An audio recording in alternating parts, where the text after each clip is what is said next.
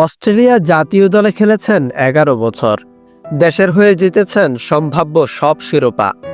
৪টি অ্যাশেজ, ১টি ওয়ানডে বিশ্বকাপ, ৫টি টি-টোয়েন্টি বিশ্বকাপ। সোনার পদক জিতেছেন কমনওয়েলথ গেমস ক্রিকেটেও। ব্রিসবেন হিটের হয়ে বিগ ব্যাশ লিগেও চ্যাম্পিয়ন হয়েছেন দুবার। সেই জেস জোনাসেনের হঠাৎ কি এমন হলো যে দলের জন্য কুফা হয়ে উঠেছেন?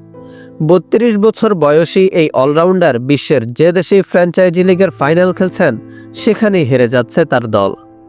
সর্বশেষ সেদিন রাতে উইমেন্স প্রিমিয়ার লিগ তথা মেয়েদের আইপিএলের ফাইনালে মুম্বাই ইন্ডিয়ান্সের কাছে হেরেছে তার দল দিল্লি ক্যাপিটালস।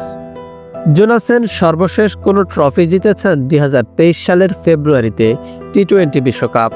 কুফা হয়ে ওঠার শুরুটা হয়েছিল মেয়েদের আইপিএল দিয়েই।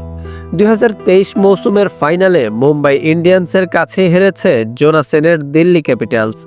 একই বছর মেয়েদের বিগ ব্যাশ লিগ ফাইনালে অ্যাডিলেড স্ট্রাইকার্সের কাছে ৩ রানে হেরে যায় তার দল ব্রিসবেন হিট। গত বছর মেয়েদের আইপিএল, দ্য 100, সিপিএল ও বিগ ব্যাশের ফাইনালে খেলেছেন যথাক্রমে Delhi Capitals, Welsh Fire, Trinbago Knight Riders ও ব্রিসবেন হিটের হয়ে। সবকটিতেই তাকে ও তার দলকে রানার্স আপ হয়ে সন্তুষ্ট থাকতে হয়েছে। গতরাতেও একই দুর্ভাগ্য সঙ্গী হয়েছে জোনাসেনের।